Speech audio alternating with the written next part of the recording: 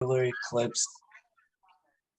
There's an annular eclipse on the 14th of this year, and that's my birthday's the 18th, so I look at that as my celestial birthday present. And then the April 8th, 2024, there's a total solar eclipse. So the annular will, and so you have two eclipses crossing the United States 6 months apart. That is amazing. And for some reason, the Western Hemisphere is not, we rarely have eclipses, solar eclipses coming to the Western Hemisphere. They're all on the Eastern Hemisphere. Africa, Asia, Australia, they seem to get all the solar eclipses. But here we're going to get one, which is two of them within 6 months apart. So the first one's October 14, lasting 4 minutes and 29 seconds. That's a good amount of time. The second one, the total April 8th, will last 3 minutes and 50 seconds. So about 4 minutes average each. Now, the last one that occurred was August 21st, 2017. That was 4 minutes, 26 seconds. The maximum's about 7 minutes that total eclipse can occur. How many people saw the 2017 travel to see that? I think a lot of, I think most everyone has, which is good. And well, now you know how exciting they can be, right? So it's been a while. And the next one that will occur in the continental US, which will be toward the west, it's going to be August 23rd, 2044, 20 years from now. So at 20 years to your age, I'm going to be about 85 if I make it that far. So and that one's only going to be 2 minutes and 4 seconds. So what's cool about this is the entire US will experience a partial phase on both occasions, okay? Therefore, don't miss this one in a lifetime event. And for those of us living in Florida, there's actually going to be a total solar eclipse passing through on August 12th, 2045, lasting 6 minutes, which is a long time. However, August is a very bad time here. This is peak hurricane season, August and especially September. And so if it's not a hurricane going on, it's usually cloudy and rainy. So the weather prospects do not look good for this eclipse. But there's a good point I want to make here. See this, what they call the center line here? This is where you get maximum eclipse right here. See 6 minutes and 3 seconds right here. Now you have to travel a little bit. If you're in Tampa, you're only going to get 4 minutes and 45 seconds. So you lose a whole minute and 15 seconds. See, so it's worthwhile to travel, you know, to the center line to see the eclipse. And look, Kissimmee's right on the center line, which is where the Disney parks are and Universal. So they're going to have a really big PR on that. But either way, so I live here in Sarasota. So we're not going to see it. Okay, we're going to be just outside. We're going to see 99%, which isn't good enough. You're not going to see a lot of the corona. So you got to move inward a little bit. St. Pete will see it. They're only going to get 3 minutes, so they're missing half of it. But, you know, if you can't move, it's better than nothing, but always try to get to the center line so you get maximum eclipse. That's my point. So 3 types of eclipses: annular, total, and hybrid. And a hybrid is interesting. It's the rarest type, and there was actually a hybrid eclipse. I think it was April 19th. It was April, and it occurred in Australia. And what's cool these days is with the internet, you can watch live streams of these things happening on the internet, which is so cool. So I was watching it. It happened between, I think, 11:30 p.m. to 1 a.m. our time. And so what happens during a hybrid is some parts are annular and other parts are total. So if you were in Australia, you'd see it total. And if you were in Indonesia, you'd see it annular. So that's interesting. And in all cases, you must travel to see and experience the celestial phenomenon. And it's not merely a vacation, but it's an adventure. And it's pre-planned by nature. You don't get to plan your vacation. Nature plans it for you. It's like, this is This is the eclipse site here. So you have to be somewhere within here. You can't go over here, over here. You got to be right in this eclipse path. So it's kind of pre-planned by nature for you. And this is a rare opportunity, like I mentioned, to witness an annular and a total 6 months apart in your own country, which is really cool. So one thing you have to get is these eclipse glasses. So I would order these right now because they're selling out fast. I checked Amazon yesterday. I bought some nice ones for $20 that are all plastic. They look just like, you know, designer sunglasses, and they're selling out fast. And so you want to get those glasses for all three of them.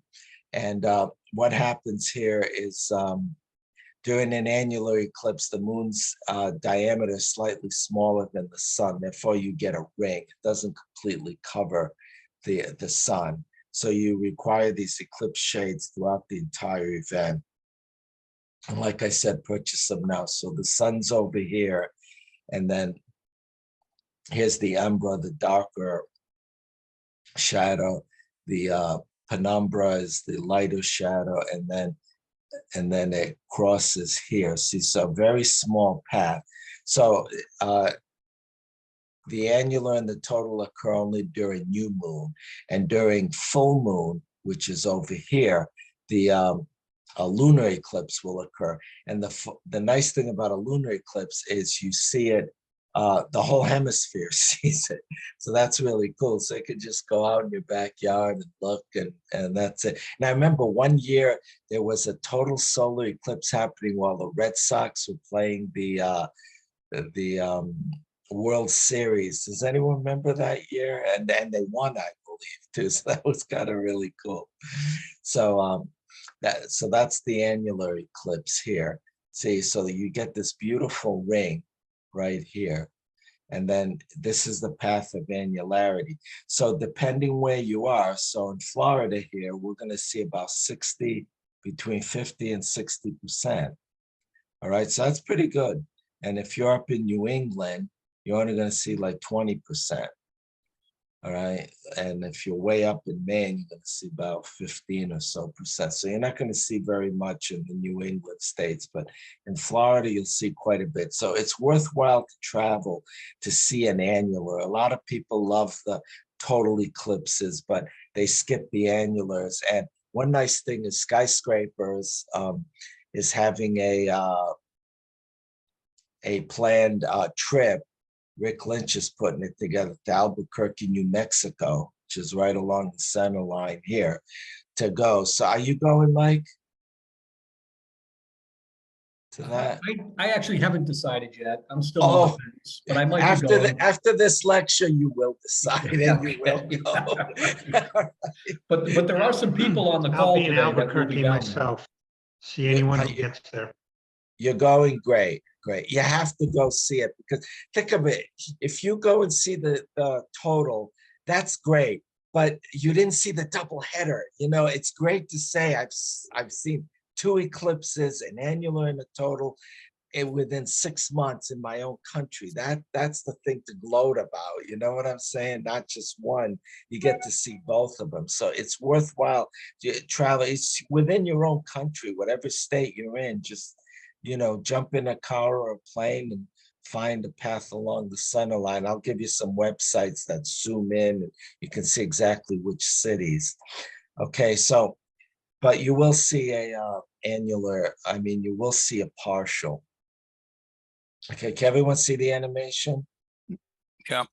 Okay, great. So this is basically what happens during the annular, okay? And you have to keep your eclipse glasses on the whole time for this, okay? You can't look at this naked eye. It's too bright. So totality, the sun-earth connection. So a total eclipse, like I said, occurs during new moon, when the moon is between the earth and the sun. And then what was interesting is the total solar eclipse was used by Sir Arthur Eddington in May 29, 1919 eclipse to verify Einstein's general theory of relativity by determining stars near the sun were displaced by their normal positions as predicted by relativity. That's another thing to look at during the total. See if there's any planets near the sun, like Mercury or Venus, and any stars, bright stars you can see. So question, why are lunar and solar eclipses not a monthly event? If the moon is between the sun and the earth, so every new moon, why don't we have a solar eclipse somewhere? Anyone know? Isn't it because the moon's path is tilted to the plane of the, between the earth and the sun? Exactly I didn't right. say that. I know I didn't say that well, but there's a tilt Yeah. to the orbit. No, you're right. Right? The moon is inclined 5.14 degrees, so 5 degrees. So if you look at it here, here's the earth, the ecliptic is the sun, okay? And then here's the moon's orbit, okay? So notice the moon's orbit is tilted to the ecliptic, to the sun and the earth, see? So this is 5 degrees above here at maximum, or 5 degrees below. See that? So it misses it because if you go here, see it's tilted above or below the plane here, so it'll miss the earth. So this shadow will be way up here, so it'll miss, so it'll be down here and it'll miss. See, so it usually misses, okay? And that's a good thing too, because if we had a total solar eclipse or lunar eclipse every month, no one would think any big deal. Oh, the moon is full today. People aren't excited and sitting out in the porch and watching the full moon for hours, right? If we're having a total lunar eclipse every month, no one would care, right? Because it's a monthly happening. But the fact that it happens every few years, it's a big deal and everybody wants to see it. So okay. And then the Saros cycle. So if you look here, so let me read this and then I'll explain it. A node is a point in space where the sun's orbit ecliptic crosses the moon's orbit. So each time the moon completes an orbit around the earth, it crosses the earth's orbit at a point west of the previous node. Each year the nodes regress 19.4 degrees, making a complete revolution, 18.61 years. So a solar eclipse will thus occur in the same part of the sky. And this is known as the Saros. So the Saros cycle. So here's the Earth, and then here's the moon's orbit, okay? And then here's the sun's orbit, the ecliptic. So where the moon's orbit and the sun orbit cross is called a node, okay? And then the nodes regress. So when the moon completes an orbit every month, when it intersects the sun's orbit, that's called a node, it moves westward 19.4 degrees each month. So next month it'll be 19.4 degrees here, 19.4. So it'll keep going until it's to the other end. And that will take 18.61 years. And that's known as the Saros. Okay, so they're always talking about this is Saros number, this, And I actually experienced the Saros cycle in Hawaii, 1991, and I went with skyscrapers. There was one of the longest eclipses, 7 minutes, and it was clouded out. We're in a lava field and it got dark. So I experienced the darkness, it was clouded out. And then 2009, Saros of the 1991. And guess what? That was in Shanghai, China. And that was rained out. It was downpouring rain at the time. So Shanghai has the same kind of climate as Florida. It's amazing. It's humid, hot, and humid and sticky. If you go to Beijing, it's like 42. It's like New England weather. There's snow on the ground. So we landed in Beijing, there's snow on the ground. Then we went to Shanghai and it's hot and humid. It's amazing. But so the two longest Saros cycles that were almost 7 minutes were both rained out. They were both clouded out. But does this make sense to everyone, what I'm saying here? All right, so where the sun's orbit here, the ecliptic crosses the moon's orbit, is called the node. And every month this crossing occurs 19.4 degrees to the west, and then the next month 19.4, 19.4. You get the idea. So it keeps moving like this, and it takes 18.61 years to get to here, and that's known as a Saros cycle. Okay, that's basically it. Okay. Any questions on this? Because this is the most complicated thing on the slide. So an eclipse only occurs at a node? Um, Or no? no, Okay. it doesn't. The nodes are where the Earth's orbit, the sun's orbit and the moon's orbit cross, and then it moves westward each month. No, it's not at a node exactly, because a node occurs all the time, every month, and they move westward. So if it did, then you would get an eclipse every month. No. Would you have to have a coincidence of a full moon at a node to have the eclipse? Yeah, that makes sense. Yeah. No, new moon. It needs to be new moon. Yeah. Full moon is a lunar eclipse. New moon is a solar eclipse. Yeah. Yes, that's true. So you'd have to have the occurrence of a new moon and the node at the same time. And the node at the same time. Yeah. See, so it's a rarer event, But actually, solar eclipses are more common. They occur approximately once a year, whereas lunar eclipses occur every 2 or 3 years. Lunar eclipses are rarer, actually. But the thing is, the solar eclipse, like I said, you have to travel because only this little path will see the solar eclipse, whereas during a lunar eclipse, which is over here, the whole hemisphere will see it. See? So you don't have to travel the lunar eclipse. So lunar eclipse won't happen for another couple of years, 2-3 years apart, whereas the solars actually happen once a year, but the path is so narrow. The whole hemisphere doesn't see it, only a very narrow path. And just a little bit plus or minus here, you see you see a partial, see?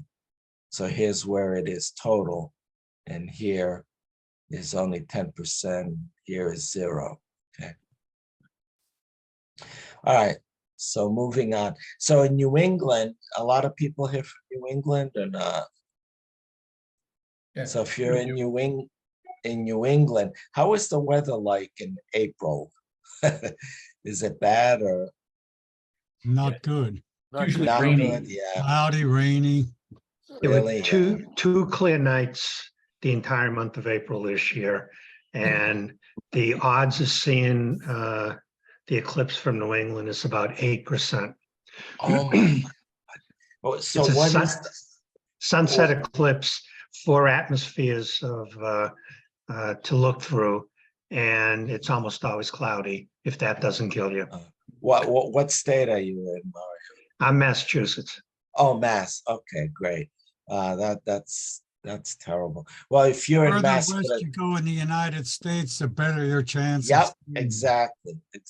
I'm going to get to that, but in Mass, you'd have to travel here to Vermont, New Hampshire, and especially Maine. And notice one other thing, it's like 3:15 to 3:30 Eastern Daylight Time. It's good because the eclipse will be like pretty much overhead. You want an eclipse higher in the sky because if the eclipses are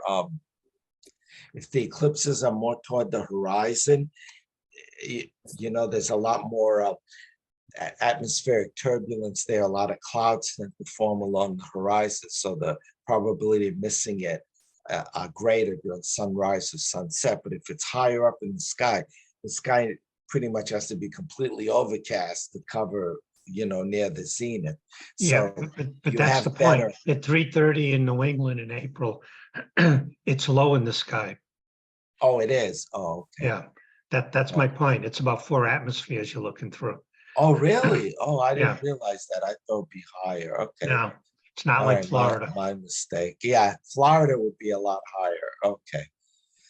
All right, so scratch that. The weather prospects aren't good. However, this is the best place to be here. Okay, San Antonio is the chosen city because they get to experience both the annular which goes this way, and the total, which goes this way. All right. So Texas is a great state to be in because a lot of it is desert. You really want deserts, New Mexico, Arizona.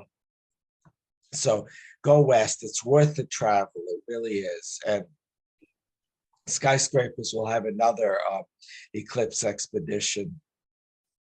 Where's that one going to be, Mike? Have you planned it? Which state?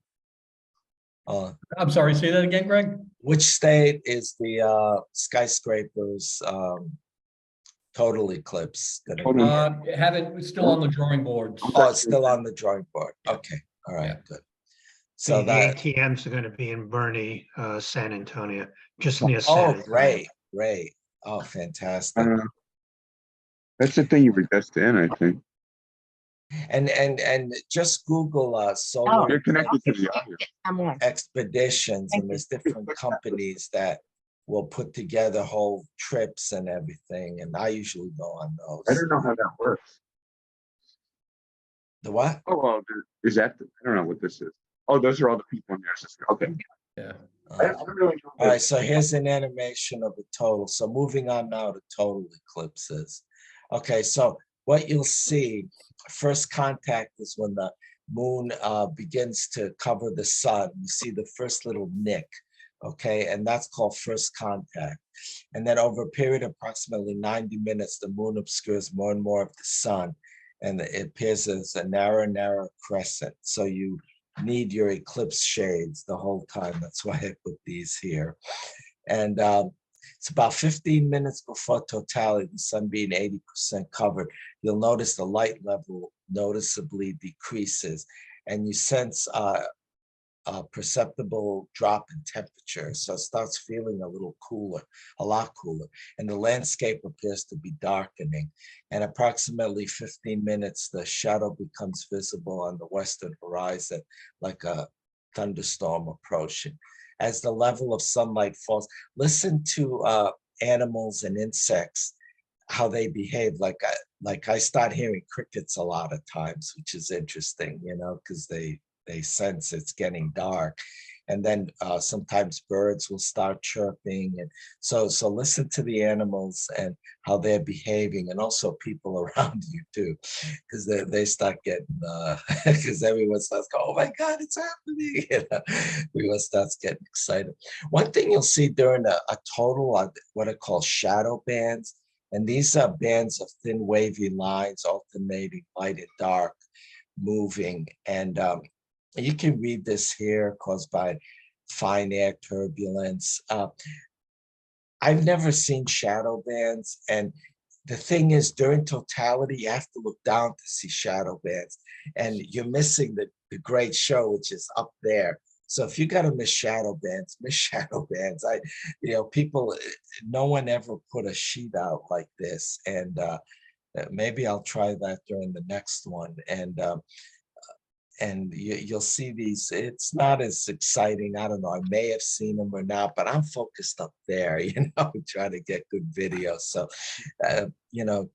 try for the shot. Just look for a few seconds, but always keep looking up at the corona, because that's the real show. So Put a that's the sheet show. out and put a camera on it. That's a good idea too. That's a good That way idea. you can keep watching what's up above and maybe record and catch shadow bands. Oh yeah, because I bring two camcorders with me, a 4K and a HD. That's a great idea. I'll have the HD pointing down on a sheet of white, like beach towel. And that's a great idea. I'm gonna do that. You're right. That's a great idea. And then I'll watch it later. Yeah. All right. So that's a great suggestion. Okay, so near the beginning and end of an annular, you'll see broken blobs of light like this. These are called Bailey's beads, after Francis Bailey. And these are due to sunlight passing through deep valleys in the moon's limb. When just one bead is visible, it's called a diamond ring. See, so you can see these are valleys on the moon. Isn't that cool? They're really beautiful. And then when you see the last one, this is photo I took, video still actually. When the last bead vanishes, it's known as second contact. So don't look directly at the diamond ring. It'll hurt your eyes from personal experience. You can see the diamond ring coming in, but you don't exactly know when it comes out. You see this brightening here. So I remember the last total eclipse, before the 2017 when I was in Chile, and I was looking at it. All of a sudden, the diamond ring came out. Oh my God, it really hurt my eyes. And I'm looking and I see just a white ring in the center of my eye. It scared the heck out of me. And fortunately, it came back rather quickly. But oh my God, it's like shooting a laser in your eye. It is very intense. And that's with the eclipse glasses on. No, that wasn't with the eclipse glasses. I was looking at it naked eye, because you can still see the corona and you can just see this getting bright, and this hadn't come out yet. And all of a sudden it came out while I was staring directly at it. You in there once now? You got to be careful. It Okay, really maybe the video's does. not on, I guess. Yeah, somebody. It really does hurt. So be careful about that. So second contact, when you start to see the corona here, what happens is the photosphere becomes visible, and now it's safe to look at it naked eye. And then the chromosphere is the thin layer of red glowing gas, and this is where the prominences are. So red is due to the hot hydrogen gas. As you know, the sun is mostly hydrogen and helium. And prominences were like a big deal, because the only time you could see them was during the total eclipse. But now most of us, I know I do, own a hydrogen alpha filter. I have the Coronado, and you can look at prominences and the sun NH alpha, every day if you want. So as long as it's clear, so they're not the big deal they used to be, that you can only see them during a total solar eclipse. But the corona, the white part, is only visible during totality. So that's kind of neat. And this is what it looks like. When you take photos of it looks more like this, okay? And the inner corona becomes very overexposed to get the outer corona. But digital magic here, this is beautiful. This is exactly how it looks like naked eye. You see these streamers and they're moving just like an aurora. You see a still picture of an aurora, but if you see a movie, the aurora actually moves. And these streamers are moving in real time. And then here's the prominence here. Isn't that gorgeous? I mean, this is an incredible thing to witness, okay? Is that your photo, Greg? No, it's not. I think Fred Espenek did this. And this is with a lot of digital wizardry and Photoshop, because you got to take photos of the outer corona, then you got to take and overexpose the inner corona, then you got to take photos of the inner corona, and then you don't see the outer corona at all, because you got to push the gain. So, and then you got to combine them all in Photoshop with PixInsight. So no, that's not mine. That's a real professional photo, but that's how it looks like. It's really beautiful. You can see the magnetic field lines here. These are the poles here, the north and south pole. See them? So the shape of the corona, like I mentioned, changes over 11-year cycle, Now we're approaching solar maximum, which is great. So I'll get to that bit. The corona will be even more intense. So second contact, the corona prominence is very, the corona is round and broader at the equator. See if you can trace the magnetic field lines. See, so here's the magnetic field lines here. So this is like a bar magnet, north and south pole, and then these are the magnetic field lines going around. It's beautiful. And then temperatures lowest in totality. Listen for animal and insect noises, and then human reactions and any stars or planets nearby. Third contact is the end of totality. So it starts to brighten, okay? And then when you see that bright dot, that's the diamond ring, totality is over. All right. And that's when I hurt my eye. And then the eclipse shades are required throughout the remainder of the eclipse. So now the stages repeat themselves in reverse order, like here. And then you have recovery of nature. Microphones. The crickets will stop chirping too. And then partial phases, many lose interest. And this absolutely floored me, amazed me. After a total eclipse, okay, and the diamond ring comes back, the sun is still 99%, 98, 97% eclipse. And people don't look up anymore. They're all breaking out champagne, lighting cigars, hugging each other, and no one's looking, and the sun's still 90% eclipsed, and no one cares anymore. And to me, a solar eclipse is the complete process: first, second, third, and fourth contact, from very beginning to very end. Okay, and I spoke with Fred Espenek about that, and he told me, he goes, "Yeah, Greg, it is amazing." He goes, "But NASA's paying me to be here and photograph, video the eclipse, so I have to do it." He goes, "From very beginning to end." But he goes, "I know what you're saying." He goes, "You're like a purist. You want the entire experience." But it's just amazing. So don't lose interest. If you go to the annular, after annularity, keep looking at the sun, keep taking pictures, keep taking video. Don't lose interest. If the sun is 90% eclipsed, and then only 10% eclipse. So you see, keep looking at it, because you want to see that moment when it's finally not there anymore, and that's it, So that's just my advice to you. But and then I've gone on, and then if you go overseas, you have to go with a group, and a lot of times when the sun's like 50% still eclipsed, that we have to all get on the bus and go. And it just upsets me so much, because I'm missing, it coming back. But nobody cares at that point, But a lot of them do stay till the very end, but some don't. And when they don't, it really upsets me, because I paid all this money and I feel like I'm not getting the full experience. But fourth contact, like I said, the moon no longer covers the sun. The sun would appear as any normal day, and the eclipse is over. And like I said, you have to wear these glasses the whole time. The only time you don't wear glasses is about 3-4 minutes when you see the white corona. After that, you have to wear glasses. So the shape of the corona varies with an 11-year cycle. So now that we're approaching maximum, so this is how the sun's corona appears during minimum, okay? And notice during maximum, you see a lot more corona, because the sun is a lot more active. So this is so cool. So we're gonna see it more like this than this year in 2024.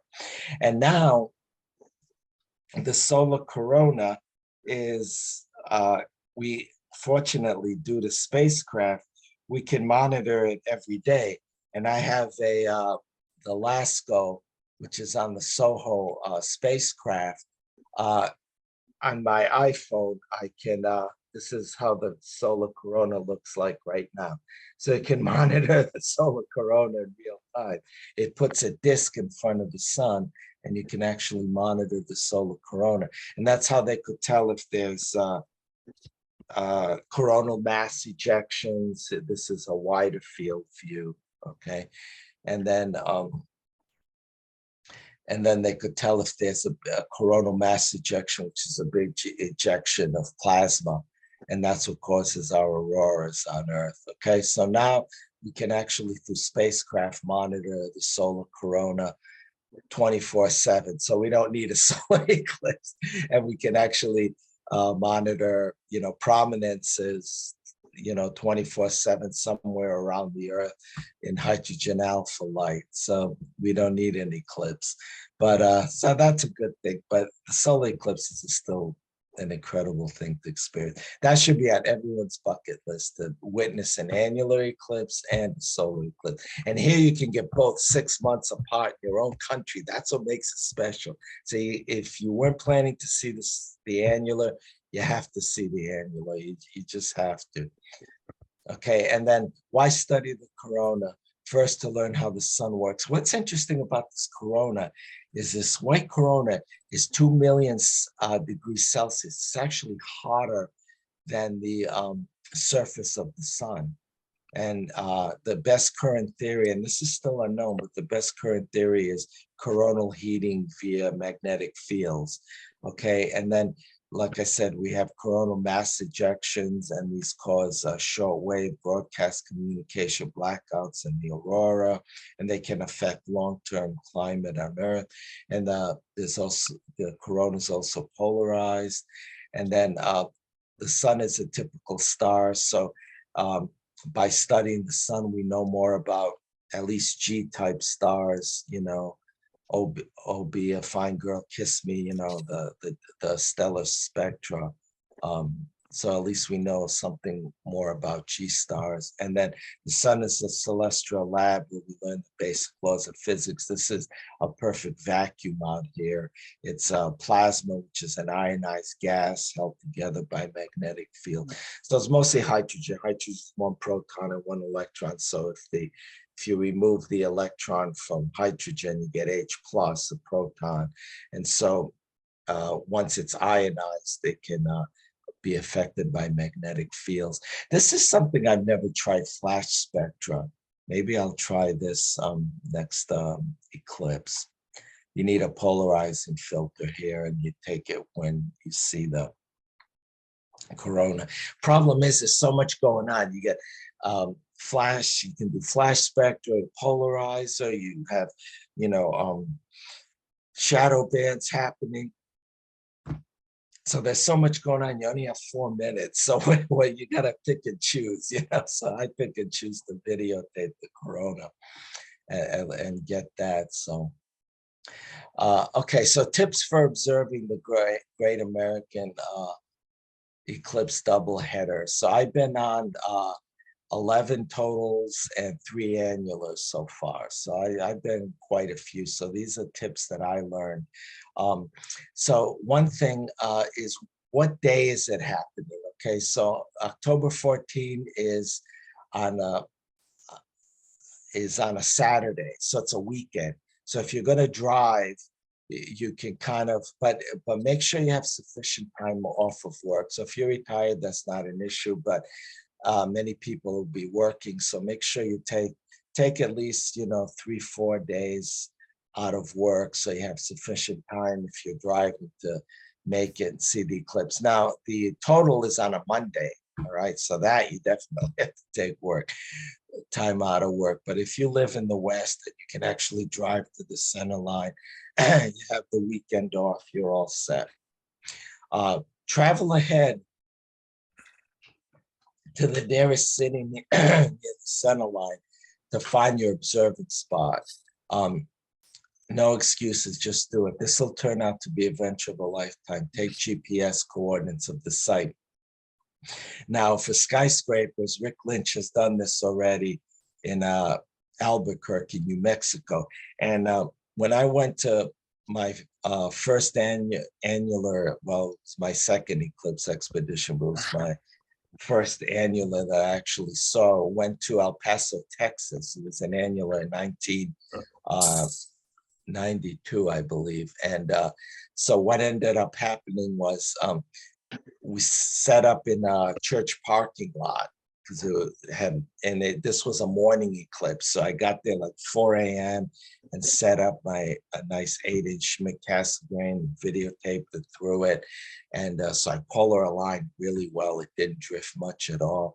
And then during the eclipse, police officer came by, and he was, you know, wondering, you know, what we were doing, you know, because I didn't ask permission. He said, you need to, you know, call the church and ask permission, and call the police department, let us know you're going to be there and all that. And I said, oh, sorry, officer, I didn't know. But he was nice. He let us finish and everything. I don't look like a menace to society, I guess. So I gave him a pair of eclipse glasses.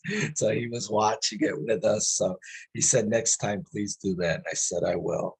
And so that was it. So it's important to contact the people if you're going to be on private property and, law enforcement. I learned that the hard way, but luckily there were no negative consequences. He let me stay there. And then once it was done, I just packed up and left. So eclipse glasses must be worn throughout the partial phases.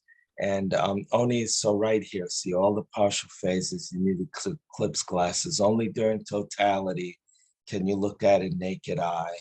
And then partial phases coming back, you have to wear them too. And like I said, the eclipse will be this much afterwards, and everyone loses interest. No one cares. It'll be this much and this much. It just amazes me. Coming in, everyone's excited. It's getting more, it's getting closer, the anticipation of the grand event, and then afterwards. So don't lose interest after the total. And then tips for the, so other tips.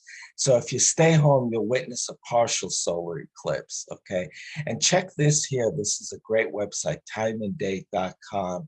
And then there's a section /eclipse, and it'll give the eclipse, the exact eclipse times for your area, for your city.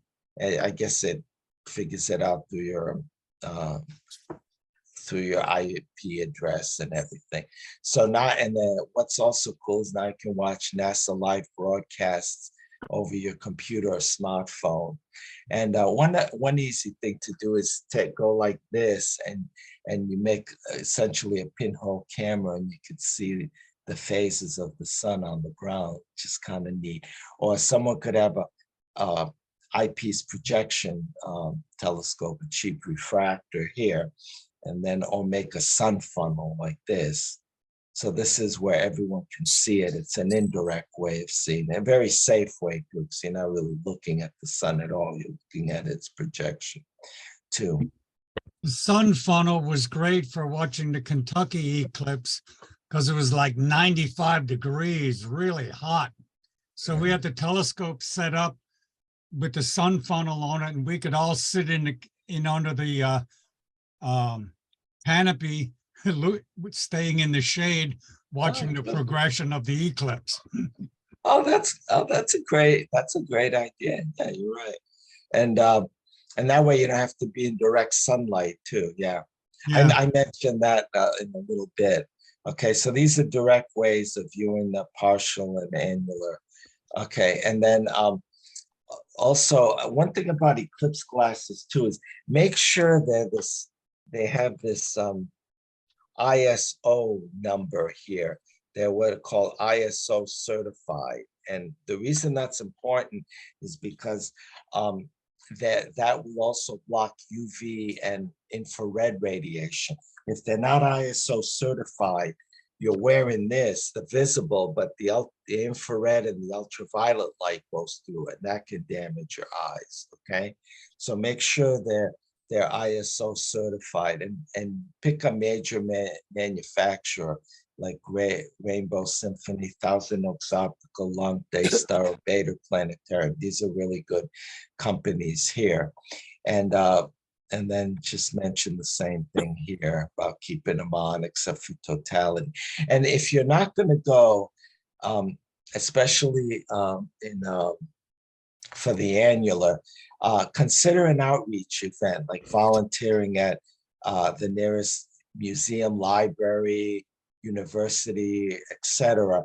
I know skyscrapers will probably have on site, people, because it'll be 20% eclipsed in Rhode Island, right? And astronomy clubs down here in Rhode Island will have, at their local museum or facility, a planetarium, because we're going to be 60% and 50 to 60%. So that's a lot better, but especially for the annular. So consider outreach. So if you're not going to go, at least, do something for the general public, try to get others excited, because not everyone's going to have these glasses or know to buy these glasses. So at least you can kind of share the glasses, pass them around. People can look for 10, 15 seconds and then pass them around, see. So, and then plus you can also have something like this set up. a funnel or eyepiece projection, and you can tell people to do this, do with their fingers, which they'll find interesting too. So it'll be a great activity to do outreach at this point if you're staying put at your own location. Okay, so tips for observing. So everyone here is pretty much a seasoned astronomer. So this won't apply, but do not attempt photography during your first total eclipse, because you'll require expensive equipment and large focal length lenses, and you're gonna be spending so much time fiddling with your equipment, you're missing the great show going on there. But you guys are all pretty experienced, so this pretty much doesn't apply. And the other thing too is, notice a 200 millimeter lens, this is the old film, this is how it's going to appear like on your computer screen. You need at least 500 millimeter, lenses, or 1,000, and leave room. See, you don't want 2,000, which is an 8-inch telescope, Schmidt-Cassegrain, because you're going to lose the outer streamers. Okay, so you don't want 1,000 is probably the most you'll want, which is a 4-inch, but 500 is a good amount because you can get 500 millimeter lenses with a telephoto lens, and this gives, you can always crop this after. Okay, and then focus on photographing the partial phases, because you have 90 minutes going in and 90 minutes going out, so you can play around with the partial phases. But during totality, which is the best part, it's very tricky. There's a program called Eclipse Orchestrator for DSLRs. I have no experience with this. Another astronomy friend of mine told me about this. Has anyone ever used this Eclipse Orchestrator program? It's supposed to automate your DSLR to take photos during the partial and during totality. So another thing, photograph the surrounding area. Do not use flash. Everyone's animate about this because flash is going off, ruin everybody else's photos. And consider video. You get to relive the experience all over again. When I travel abroad for these eclipses, once we have a successful eclipse, we have a nice banquet dinner afterwards. Everyone's all excited talking about their eclipse. And then Fred Espenek collects everybody's photos, and they show everyone's photos and give credit who took what. And everyone has still photos. And I'm the only one that took video of the entire totality, well, the entire event, but I only showed totality. So when everyone's looking at the video and listening, everyone's getting all excited again. See, they're like reliving it all over again. And then other people were telling me, Greg, that's a great idea. I want to take video too. So now with the GoPros too that you put up here, more and more people are taking video in addition to the still photos. And back in the day, in the 90s, videos, I think, were a lot more expensive than they are now. And now you can videotape it on your cell phone, but you're going to get a tiny little thing. So you really need to boost the gain. Here I have a 4K Sony camcorder, and then I have a 2X telephoto lens, so I can zoom in, and I fill it up to about this much, so I can get a lot of aperture on this, and then I can adjust the gain and exposure. So, and then as I watch it in real time. So it's really exciting. So I just do video. And what's great about 4K too is the still shot of it is an 8 megapixel photo, which is pretty good resolution when you think about it. So I just put it through a program, and it'll isolate every still picture. And what I do is I video the whole event. So what I'll do is I'll take 5-minute videos, and then I'll stop for 10 seconds and then start it again. Because if I were to go 90-minute for the whole partial phases, if that 90-minute video for some reason doesn't play back or becomes corrupt, I lost the whole thing. Whereas if you do 5-minute increments, if one of those 5-minute become corrupt, you only missed 5 minutes. The other ones are fine. See, so do that. Take 5 minutes, stop it for 10 seconds, start it up again for another 5 minutes. And then another thing I do is make sure you change the battery just before totality, because you're going for about an hour and a half here, and the battery could get low. So just about 10 minutes before totality, I'll change the battery and then make sure I have a fresh battery, because you don't want during totality to start blinking low battery and then you lose your battery during totality. That would be a disaster. So always change your battery. Okay. And I don't think that's necessary. DSLRs that don't use that much power, but video, especially the 4K, it really drains the battery pretty fast. So another thing that people don't consider is have an umbrella on you, because you need a little shadowing. Okay, like Ron was saying, you wanted to be in the shadow during the annular, during the total eclipse. So have a umbrella with you, and it also helps you see better here because there's a lot of ambient light. And I'll also have a towel over me, a blanket over me, to make it much darker here so I can get good contrast. And then bring a beach towel to sit on, and lawn chairs. Also, make sure you have enough water to keep hydrated, and wear sunscreen too, because you're going to be directly in the sun. And then clouds will obscure, so be prepared to move to clearer skies. This is kind of funny. The last one I went to in 2017, I went with a tour group, and where our site was at the hotel, we were in the center line. It was, the forecast said it would be cloudy there. So we jumped in the bus and went 100 miles out to the middle of nowhere near this train track. Luckily, the train didn't come by. I was really worried about that during totality. And I was set up next to the train track, and it cleared over there. And some people, the bus didn't fit everybody. So not everyone went on the bus. So whoever stayed at the motel, it cleared there too. So they got to see it. So we didn't have to travel, but I didn't want to risk it, so I traveled.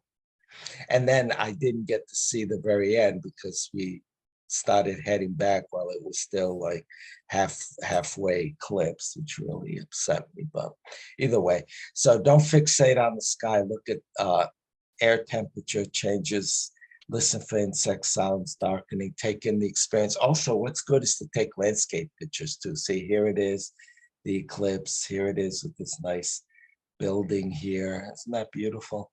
So take some pictures of the area too. This works great with your cell phone.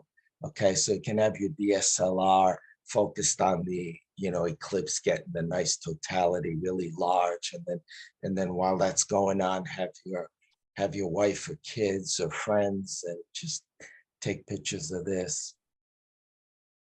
And then what's interesting too is you can get an inexpensive thermometer, hygrometer here, and take every few minutes, every 5 minutes, I'll take, and since I'm doing video, I don't write it down.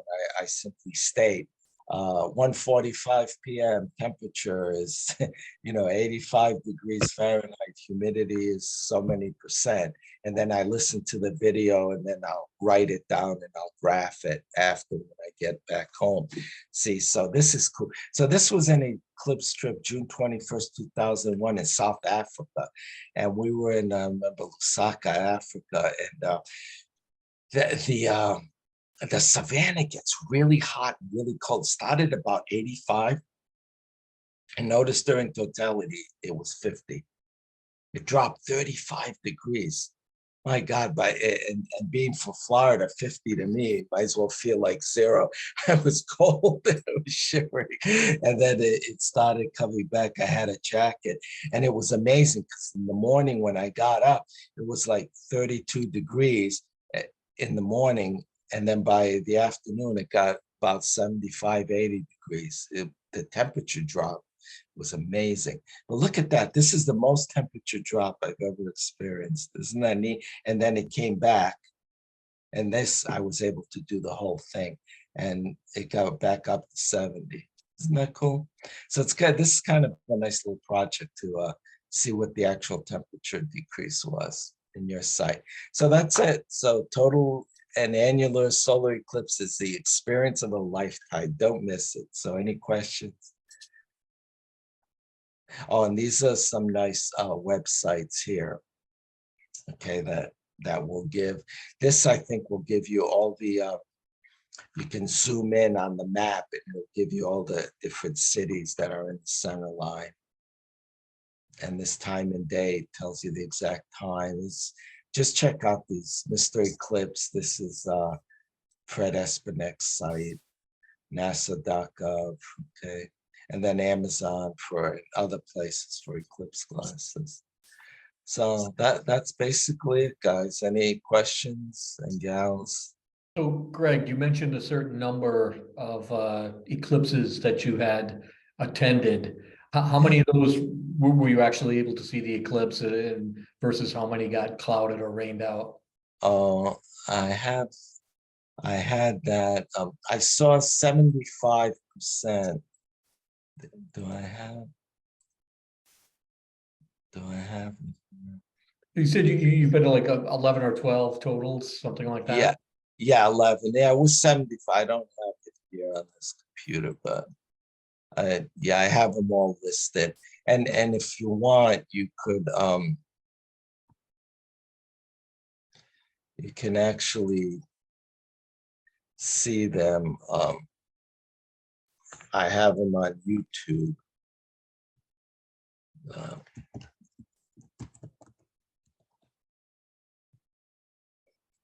Greg, I don't have a question, but the appreciation.